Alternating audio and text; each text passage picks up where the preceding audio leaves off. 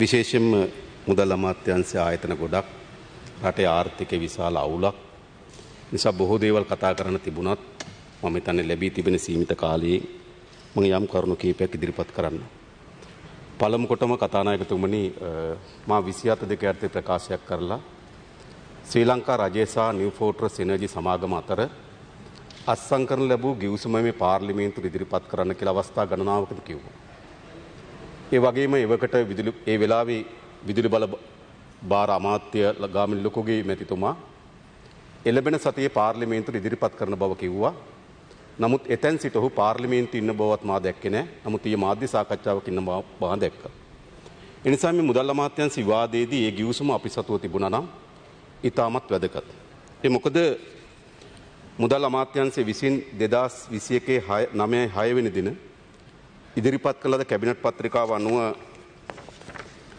එහි 8.2 වගන්තිය අනුව ඒ කැබිනට් පත්‍රිකාව මාත් සතු දින අත්සන් කළේ බැසිල් රාජපක්ෂ පාර්ලිමේන්තු මන්ත්‍රී මුදල් අමාත්‍ය 8.2 වගන්තිය අනුව භාණ්ඩාගාරයේ ලේකම්තුමාට බලයක් දෙනවා නිව් ෆෝර්ට්‍රස් එනර්ජි සමාගම සමග ගිවිසුමක් අත්සන් කරන්න කියලා.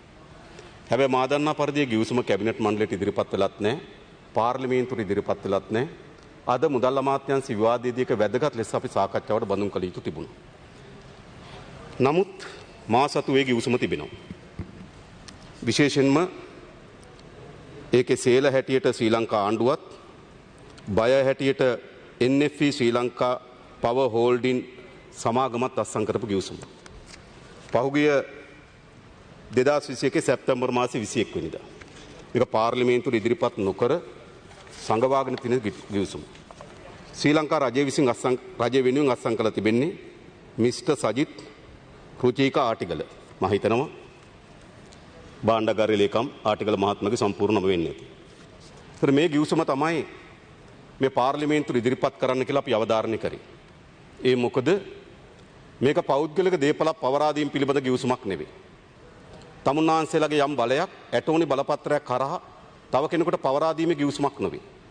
මේක රටේ බලශක්ති ක්ෂේත්‍රයක් මේ වෙනුවට රජයේ ආයතන ගණනාවකට හිමිව තිබෙන කෙරවලපිටිය බලාගාරයක් ඇමරිකානු සමාගමක් වෙත පවරා දීම සඳහා අත්සන් කරන ලද ගිවිසුමක්. ඒ නිසා මේ ගිවිසුම පාර්ලිමේන්තුවට ඉදිරිපත් කිරීම ප්‍රජාතන්ත්‍රවාදයේ අගයන මහජන නියෝජිතයන්ගේ මේ පාර්ලිමේන්තුවේ මහජන පරමාධිපත්‍ය පිළිබඳ විශ්වාස කරන ඕනෑම ආණ්ඩුවක් විසින් කළ යුතු දෙයක්. හැබැයි තමුන්නාන්සලා දිගින් දිගටම මාස එකහමාරකට වඩා වැඩි කාලයක් මේ ගිවිසුම පාර්ලිමේන්තුවට ඉදිරිපත් කරන්න කියලා කිව්වත් මේ ගිවිසුම පාර්ලිමේන්තුවට ඉදිරිපත් කරේ නෑ. ඒ නිසා ගරු කතානායකතුමනි මම ඒ ගිවිසුම සභාගත කරනවා. අමාත්‍යවරයා හෝ ඒ කියන්නේ මෙම ගිවිසුම අත්සන් කරපු මුදල් අමාත්‍යාංශ අමාත්‍ය බැසිල් රාජපක්ෂ මැතිතුමා හෝ මෙම ගිවිසුමෙන් විශාල බලපෑමක් වෙන විදුලි බල අමාත්‍යාංශයේ අමතිවරයා ගාමිණී ලොකුගේ මහත්මයා හෝ මේ පාර්ලිමේන්තුවට ඉදිරිපත් නොකලත් මා විසින් ඒ ගිවිසුම සභාගත කරනවා. මේ ගිවිසුමේදී වැදගත් දේ තමයි මේ කැබිනට් පත්‍රිකාවෙන් අවසර දෙන්නේ කාටද? මේ කැබිනට් පත්‍රිකාවෙන් අවසර දෙන්නේ නිව් ෆෝර්ට්‍රස් එනර්ජි සමාගම සමග ගිවිසුමකට එළඹෙන්නේ. හැබැයි මේ ගිවිසුම අත්සන් කර තිබෙන්නේ කා සමගද? NFE ඒක නිව් ෆෝර්ට්‍රස් එනර්ජි ශ්‍රී ලංකා පවර් හෝල්ඩින් LLC කියන සමාගම සමග. ඒතර කැබිනට් මණ්ඩලයෙන් අවසර දෙනවා නිව් ෆෝර්ට්‍රස් එනර්ජි කියන සමාගම සමග ගිවිසුම අත්සන් කරන්න. හැබැයි තමුන්වහන්සේලා අත්සන් කළා තින්නේ NFE ශ්‍රී ලංකා පවර් හෝල්ඩින් කියන සමාගම සමග. ඒ නිසා ගරු කතානායකතුමනි කැබිනට් මණ්ඩලයෙන් බලය දෙන ලද සමාගම සමග නෙවෙයි මේ ගිවිසුම අත්සන් කළා තිබෙන්නේ.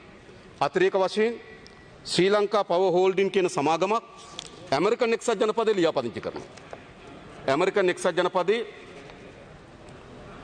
12.6 orange street Washington DE 19801 United States of America කියන ලිපිනේ තමයි මේක රෙජිස්ටර් කරලා තියෙන්නේ. ඒතල මම දන්නේ ශ්‍රී ලංකා හෝල්ඩින් සමාගමක් ඇමරිකාවේ රෙජිස්ටර් කරපු සමාගම. ඒතර ඒ සමාගමට තමයි මේ ගිවිසුම අත්සන් කරලා තිබෙන්නේ. ඒ නිසා හරි පැහැදිලි කැබිනට් මණ්ඩලයෙන් බලය දුන්නේ නිව් ෆෝර්ට්‍රස් එනර්ජි කියන සමාගම සමග. හැබැයි ගිවිසුම අත්සන් කරලා තිබෙන්නේ වෙනත් නිව් ෆෝර්ට්‍රස් එනර්ජි සමාගමට අනුබද්ධ හෝල්ඩින් සමාගමත් සමග. ඒ නිසා මේ මුළුමනින්ම කැබිනට් මණ්ඩලය නොමගෑවීමක් හැටියට මේක සඳහන් කරන්න පුළුවන්. ඒ වගේම මේ 13 එක වගන්තිය මේ 13 එක වගන්තිය පැහැදිලිව සඳහන් කොට තිබෙනවා අවුරුදු දෙකක් යනතෙක් මේ ගිවිසුම ඒ කියන්නේ මේකේ රහස්‍යගත භාවය හා ප්‍රකාශ කිරීම කියන වගන්තිය යටතේ මේ ගිවිසුම අවුරුදු දෙකක් යනකම් දෙපාර්ශ්ව අතර එකඟතාවකින් තොරව රටට හෝ ජනතාවට ප්‍රකාශනපත් නොකර සිටින්නේ. කතානායකතුමනි, එහෙම කරන්න පුළුවන්ද මේ රටේ දේපොළ පිළිබඳව? මේ රටේ දේපොළ අයිතිව තිබෙන්නේ මේ රටේ මහජනයාට. මේ රටේ දේපොළ කිසිදු පෝල්මක්කාර උරුමකාරීත්වයකින් මුදල් අමාත්‍යවරයාට හෝ එහි ලේකම්වරයා ආටිකලයට පවරලා නැහැ. ඒ නිසා මේ රටේ දේපොළ පිළිබඳ අත්සන් කර ලබන ඕනෑම ගිවිසුම මේ රටේ ජනතාවට දැන ගැනීම සඳහා පරම අයිතියක් තිබෙනවා. හැබැයි තමුන්නාන්සේලා 13ක වගන්තිය දානවා මේ ගිවිසුම සභාගත කර හැකි වන්නේ එළිදරව් කළ හැකි වන්නේ දෙපාර්ශ්වයේ ඇමරිකාවේ සමාගම එකඟ වන්නේ නම් පමණයි. මම අහන්නේ ඇයි එහෙම වගන්තියක් දාන්නේ? ඒ විතරක් නෙවෙයි. මේකේ 3-2 වගන්තිය කියන ඉදිරි ගිවිසුම් අත්සන් කරනකොට මේක NFE ශ්‍රී ලංකා පවර් හෝල්ඩින් සමාගමට ලැබියාවක් සහිතව එහෙට අනුග්‍රහය දක්වන ලෙස ඉදිරි ගිවිසුම් අත්සන් කළ යුතුයි කියලා. ඒ නිසා මේ ගිවිසුම සංගවාගෙන හිටපු කරුණු ඉතා පැහැදිලිද? මේ ගිවිසුම් පාර්ලිමේන්තුවට ඉදිරිපත් නොකොට මේ ගිවිසුම රටට ඉදිරිපත් නොකොට අපි තොරතුරු දැනගැනීම පනත යටතේ අවස්ථා ගණනාවකදී අපි ගිහලා තොරතුරු ගැන දැනගැනීම පනත යටතේ මෙම පනත ඉල්ලුවා. ඉදිරිපත් කරේ නෑ.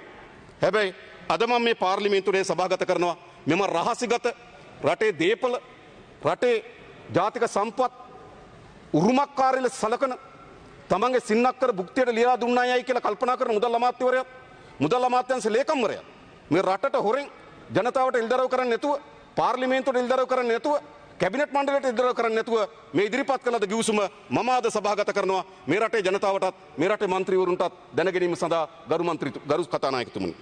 ඊළඟ මගේ දෙවෙනි අවධානය යොමු කරන්නේ අද අපේ රටේ මතුවී තිබෙන විදේශ සංචිත පිළිබඳ ප්‍රශ්නේ. අපි අවස්ථා ගණනාවකදී මේ පිළිබඳ කතා කරා. මට මතකයි මේ ආර්ථික අර්බුදය පිළිබඳ විවිධ කතා තමුන්නාන්සලා විසින් මේ පාර්ලිමේන්තුවේ ඉදිරිපත් කරා.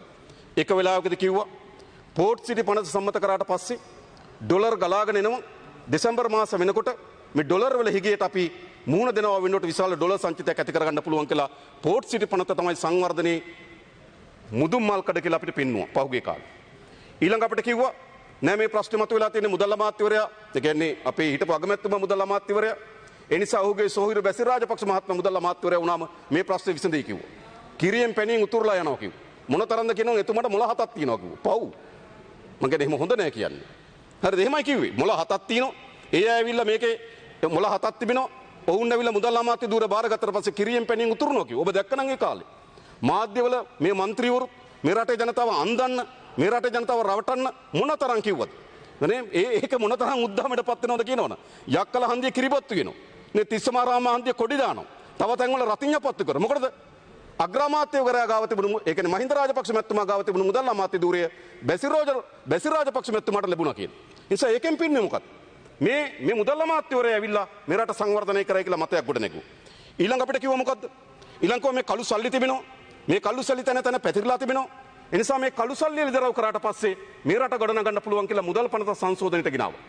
ඒ වෙලාවේ අපි කිව්වා දැන් ඒ මුදල් පනතේ රහස්‍ය වගන්තියක් දෙම පරම රහස්‍ය පිළිබඳ වගන්තිය ඇතුළු කරා. හැබැයි පරම රහස්‍යභාවයේ තිබෙන ගරු කතානායකතුමනි කවුද කාගේද කියන එක පිළිබඳව. හැබැයි අපි දැනගන්න කැමතියි දැන් මාස දෙකකට ආසන්න කාලයක් එම කළු සල්ලි සුදු කිරීමේ පනත සම්මත වී තිබෙනවා. කොච්චර මුදල් ප්‍රමාණය? ඒක කියන්න පුළුවන් පාර්ලිමේන්තුවට. කොච්චර මුදල් ප්‍රමාණයක් එළිදරව් කරලා තිබෙනවද? ඒක අපි දැනගන්න කැමතියි. ඇයි මේ පනත මේ පාර්ලිමේන්තුව සම්මත කරනකොට ආර්ථික සමෘද්ධිය දෝරේ ගලාගෙන යනවා කියලා කිව්වේ මේ මුදල් පනත හරහා මේ කළු සල්ලි සුදු කිරීම හරහා. ඒ නිසා දැන් අපි දැනගන්න කැමතියි කොච්චර කළු සල්ලි සුදු කරලා තිබෙනවද? තමුන්නාන්සලා කාගේද කියලා කියන්න ඕනේ. ප්‍රමාණය දැනගත්තාම අපිට කාගේද කියලා හිතා ගන්න පුළුවන්. ඒ නිසා ඒක කියන්න ඕනේ. නමුත් කොච්චරද කියලා අපිට කියන්න. ඊළඟ තමුන්නාන්සලා කිව්වා නෑ මේ අර්බුදය විසඳ ගන්න පුළුවන්. අජිත් නිවාඩ් කබ්‍රාල් පාර්ලිමේන්තුවෙන් අයින් වෙලා මහ බැංකුව අධිපති ධූරේ වාඩි වුණාම මේ ප්‍රශ්නේ විසඳෙයි කිව්වා. ඒ නිසා පහුගිය කාලේ පුරාට එතුමා මීට මාස කිහිපයකට පෙර මාධ්‍ය සාකච්ඡාව පවත්වලා කිව්වා දෙසැම්බර් මාසයේ අග වෙනකොට ඩොලර් බිලියන 3.5ක විදේශ සංචිත ඇති කරන්න පුළුවන් කියලා එතුමා ප්‍රකාශ කරලා තිබුණා මීට සති කිහිපයකට කලින්. හැබැයි අද වෙලා තිබෙන්නේ කුමක්? අද අපේ රට විශාල ඩොලර් හිගයකට මතුවී තිබෙනවා. ඩොලර් බිලියන 1.587ක් දක්වා 5.87ක් දක්වා 1.1 සමාවෙන් අපේ විදේශ සංචිත ඩොලර් බිලියන 1.587ක් දක්වා අඩු වී තිබෙනවා. ඒ නිසා මේක විශාල අර්බුදයක්. තමුන්නාන්සලා මේ අර්බුදයේ තරම රට්ට කිව්වේ නැහැ. දීර්ඝ කාලයක් මේ ප්‍රශ්නය හොවට පස්සේ මුදල් රාජ්‍ය අමාත්‍යවරයා ඊයේ පාර්ලිමේන්තුවේ ඉදිරිපත් කරා. මම ස්තුතිවන්ත වෙන එතුමාට මේ දත්ත පිළිබඳ යම් වාර්තාවක් පාර්ලිමේන්තුවේ ඉදිරිපත් කරා. හැබැයි තමුන්නාන්සලා ඊට පස්සේ මේකේ ගොඩේන මාවත් ගැන කිව්වේ මොකක්ද? ගොඩේනේ මාවත ගැන කිව්වා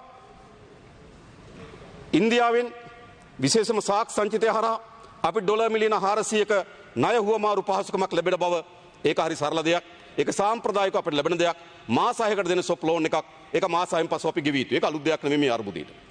ඊළඟ මම දැක්කා ඊයේ රාජ්‍ය අමාත්‍යවරයා කිව්වා ඩොලර් බිලියනයක් අපිට දෙන්න එකඟ වී තිබෙනවා කටාර් බැංකුවකින්. මා දන්නේ නැහැ. ඒ නිසා කටාර් මධ්‍යම බැංකුවත් එක්ක සාකච්ඡාවේ ප්‍රතිඵලයක් තියෙනවා. ඩොලර් බිලියන එකක් ලැබෙන එක අන්න ඒක දැන් ලැබෙනවද නැද්ද කියලා හරි රට ඉදිරිපත් කරන්න. මොකද තමුන්නාන්සලා ගොඩක් කතා කිව්වනේ. ඇමරිකන් එක්සත් ජනපදයේ සමාගමකේ ඩොලර් බිලියන 2.5ක් ණය ගන්නවා කිව්වා. කටාර් තෙල් සමාගමකින් රුපියල් වලට තෙල් ගන්නවා කිව්වා. මහ බැංකුවේ අධිපතිවරයා ගිහිල්ලා කටාර් රාජ්‍යයේ විවිධ නායකයන් හම්බෙලා ණය පාසුකම් ගන්නවා කිව්වා. හැබැයි කිසිවක් සිදු වෙන්නේ නැහැ. නමුත් ඊයේ කටාර් බැංකුව මධ්‍යම ආණ්ඩුවෙන් ඩොලර් බිලියන එක ණයක් ගන්න බව ප්‍රකාශ කරා මුදල් රාජ්‍ය අමාත්‍යවරයා. ඒ ලැබෙනවාද කියන කරුණ කියන්නේ. ඊළඟ තමුන්නාන්සලා කියලා තිනවා දැන් ඩොලර් මිලියන 500ක තෙල් මිලදී ගැනීමත් තව ඩොලර් බිලියනයක අනිකුත් භාණ්ඩ මිලදී ගැනීම සඳහා ඉන්දියාවෙන් ආධාර ලබා දෙන බව මම දැනගන්න කැමතියි. දැන් අපි දන්නවා අපි සාමාන්‍යයෙන් ගත්තොත් අපි තෙල් ටෙන්ඩර් කරලා ඒ අනුව ලෝක වෙළඳපොලේ තිබෙන අඩුම මිලට අපි තෙල් මිලදී ගන්නවා. හැබැයි මේ ඩොලර් මිලියන 500න් කියන්නේ මොකක්ද? මේ ඩොලර් මිලියන 500න් කියන අන කවරක්වත් නෙවෙයි ඉන්දියාවේ තෙල් පමණයි අපි මිලදී ගත යුතු වන්නේ. ඒ නිසා තෙල් මිල තීරණය කරන්නේ කවුද? ඉන්දියානු රිලයන්ස් සමාගම. ඔවුන් තමයි විශේෂයෙන් ගත්ත අම්බානිට අයිති සමාගම්. අම්බාන්ට අයිති සමාගම් තමයි අපේ රට තෙල් මිල පාලනය කරන්න පටන් ගන්නේ. මේ ගිවිසුමට අපි යනවනම් යයිද නැද්ද කියන මම දන්නේ නැහැ යනවනම්. ඔව් ඒ වගේම තමුන්නාන්සලා කිව්ව මොකද්ද? තව ඩොලර් බිලියන එක ණය භාණ්ඩ මිලදී ගැනීම සඳහා අවස්ථාවක් ලැබෙනවා කියලා. ඉතින් ඒ ගිවිසුම් ඒ සාකච්ඡාවල ප්‍රතිඵල ගරු මුදල් අමාත්‍යතුමා පාර්ලිමේන්තුවට ඉදිරිපත් කරයි කියලා මම බලාපොරොත්තු වෙනවා. හැබැයි මේ කිසිවක් අපේ රට මේ මොහොතේ මුහුණ දී තිබෙන අර්බුදයන්ට විසඳුම් තිබෙනවා පෙන්눔 කරන්නේ නැහැ කතානායකතුමනි. විශේෂයෙන් ගත්තොත් ඊයේ මා දැක්ක මුදල් අමාත්‍යවරයා කිව්වා වාහන ගෙන්වීම, කිරිපිටි ගෙන්වීම තව අවුරුද්දකට තහනම් කරන්න සිදු වෙවි කියලා කිව්වා. ඒ කියන්නේ මොකද්ද මේ අර්බුදයේ ප්‍රමාණය? ඒ විතරක් නෙවෙයි අත්‍යවශ්‍ය භාණ්ඩ ගෙනා ගත හැකි වේවිද? ඖෂධ ගෙනා ගත හැකි වේවිද? මා දන්නවා තමුන්නාන්සලා දන්නවා. දැන් දින 25කට සෑහෙන තමයි තෙල් තිබුණේ. අපි ඊයේ හෝ පෙරේදා දෙදින ඇතුළත නැවත ටෙන්ඩරයක් සඳහා අපි LC ඕපන් කරේ නැත්නම් මේ දවස් 25කින් තෙල් ලිගයක් ඇතිවීමේ අනතුරු තිබුණා. මා දන්නවා තෙල් සංස්ථාව බාර අමාත්‍යවරයා කෙන්ද්‍රිගාල මහ භාණ්ඩාගාරින් යාන්තම් ඩොලර් මිලියන 20ක් හොයාගත්තා තෙල් නැවක් ගේන්න LC ඕපන් කරගන්න. ඉතින් මේ අඩඩාවට අතුරේ යන රාජ්‍යයක් මේක. ඉතින් අතුරේ යන රාජ්‍යයක් අඩඩාවට යන රාජ්‍යයක් පිළිබඳව මේට වඩා වගකීම් යුතු තමුන්නාන්සලා වැඩ කළ යුතු තිබුණා. මේ කඩා වැටෙන තමුන්නාන්සලාගේ ආර්ථිකය නොවේ. මේ කඩා වැටෙන්නේ මේ හිඳෙන්නේ තමුන්නාන්සලා ගිණුම් වල මුදල් නොවේ. මේ හිඳෙමින් තිබෙන රටේ විදේශ සංචිතේ, මේ කඩා වැටෙමින් තිබෙන රටේ ජාතික ආර්ථිකය, මේ කඩා වැටෙමින් තිබෙන ජනතාවගේ පොදු ආර්ථිකය. ඒ නිසා මේ විශාල අර්බුදයක් බවට පත්වීමේ අනතුරකට අපි මුහුණ දී තිබෙනවා. හැබැයි මේ අනතුර මැද්දේ හෝ තමුන්නාන්සලා සමත් වුණේ නැහැ. විශේෂයෙන්ම මේ ඩොලරේ මේ විකෘතිභාවය හේතු කොටගෙන කරු මන්ත්‍රීතුමා තා විනාඩි 2යි ඔබතුමා. මම අවසන් කරනවා. මේ ඩොලරේ විකෘතිභාවය හේතු කොටගෙන පහුගිය ජුනි මාසෙ ඉඳන් මේ නොවැම්බර් මාසෙ වෙනකොට ඩොලර් බිලියන 1.267ක් ඒ කියන්නේ ඩොලර් මිලියන 1267ක් ගිය අවුරුද්දට සාපේක්ෂව විදේශගත ශ්‍රමිකයන්ගෙන් අඩු වී තිබෙනවා. මුදල් අමාත්‍යවරයා ඉන්දියාවට ගිහිල්ලා එහෙම නැත්නම් කබ්‍රාල් කටාර වලට ගිහිල්ලා හොයාගන්න මුදලට වඩා වැඩි මුදලක් අපිට අහිමි වී තිබෙනවා. හැබැයි තමුන්නාන්සලයකට සැලසුමක් හැදුවේ නැහැ. ජුනි මාසේ මේක 16%කින් කඩා වැටෙනකොට තමුන්නාන්සල කල්පනා කරන් තිබුණා මේක වර්ධනය වෙන බව. නොවැම්බර් මාසෙ වෙනකොට ගිය අවුරුද්දට සාපේක්ෂව 50%කින් කඩා වැටෙනවා. මා හිතනවා ඊටත් වඩා වැඩි දෙසැම්බර් මාසෙ වෙනකොට කඩා වැටීම ලක් වෙනවා. ඉතින් ඩොලර් බිලියන 1.6ක්වත් අඩුම තරමේ ගිය අවුරුද්දට සාපේක්ෂව අපිට විදේශ ශ්‍රමිකයන්ගේ මුදල් අහිමි වෙනවා. ඒ පිළිබඳ සැලසුමක් හදන්න තිබුණා. ඒකට තමයි අමාත්‍යවරු ඉන්නේ. ඒකට තමයි තමුන්නාන්සලගේ සංඛ්‍යා දත්ත පිළිබඳ දෙපාර්තමේන්තුව තිබෙන්නේ. ඒකට තමයි මහ බැංකුව තිබෙන්නේ. මේ විදේශගත ප්‍රේෂණ ලැබීම ක්‍රමානුකූලව අඩු වෙමින් තිබෙන එක දැකලා ඒක වෙනස් කිරීම සඳහා සැලසුමක් හැදුවේ නැහැ ගරු කතානායකතුමනි. මා අවසාන වශයෙන් කාලය සීමා නිසා ලිට්‍රෝ ගෑස් සමාගම ගැන අපි විවිධ අමාත්‍යංශවල විවිධ වෙලාවල් වල කතා කරත් නිශ්චිතව අදාළ අමාත්‍යංශය තමයි මුදල් අමාත්‍යංශය. මා දැක්ක ලිට්‍රෝ ගෑස් සමාගමේ වර්තමාන සභාපතිවරයා මාධ්‍ය සාකච්ඡාවක් යඳවලා කිව්වා දැනට ගෑස් මිලදී ගැනීම සඳහා අත්සන් කොට තිබෙන ගිවිසුම තව අවුරුද්දක් දීර්ඝ කරන්න කියලා උට බල කරනවා. ඒ අවුරුද්ද දීර්ඝ කළොත් බිලියන 10ක රුපියල් කෝටි 1000ක පාඩුවක් සිදු වෙන බව. ඒකෙන් අනිත් පැත්තෙන් කියන්නේ කුමක්ද? ඒ ගිවිසුම දීර්ඝ කරනකොට කෝටි 1000ක ලාභයක් සිද්ධ වෙනවනේ. එහෙනම් අනකින් කියන්නේ කෝටි 1000ක් හොරකම් කර තිබෙන බව. ඒ කියන්නේ හිටපු සභාපති අනිල් කොස්සොත්තගේ මෙදියත් වීමෙන් රුපියල් කෝටි 1000ක් අහිමි වී තිබෙන බව. නිසා මේ පිළිබඳ පරීක්ෂණ කරන්න මේ අපි නෙවෙයි කියන්නේ. ඔව් කියනවා වර්තමාන සභාපතිවරු කියන ජනාධිපතිවරු හම්බෙලා මේ ගැන කියපු බව. ජනාධිපතිවරයා කිව්වට පස්සේ තමයි ඇවිල්ලා මේ මාධ්‍ය සාකච්ඡාව කිව්වේ. මම දන්නේ ජනාධිපතිවරයා සභාපතිවරයාට කියලා මාධ්‍යයට කියන කිව්වට පළක් නැහැ. ජනාධිපතිවරයාගේ වගකීම තමයි ඒක නිසි පරිදි ඉටු කිරීම. ඒ නිසා මේ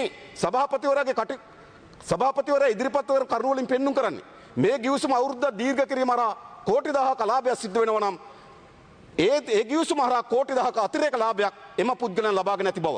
ඒ නිසා මෙවැනි ආර්ථිකයක් තිබියදී පවා තමුන්නාන්සේලක සභාපතිවරුම කියනවා වංචාව දූෂණ ඒ වාගේ රාජ්‍ය බවට පත් වී තිබෙන බව. ඒ නිසා අවසාන වශයෙන් මේ ලිට්‍රෝ ගෑස් සමාගමේ ඇති වී තිබෙන අර්බුදේ මා දැක්කා ඊයේ ලසන්ත අලගියවන්න රාජ්‍ය අමාත්‍යවරයා කිව්වා මේකේ බ්‍රෑන්ඩ් රතු පාට ලේබල් එකක් එවනවා කියලා. මා දැක්කා ඊයේ රතු පාට ලේබල් පුපුරන තත්ත්වයක් මතු වී තිබෙන බව.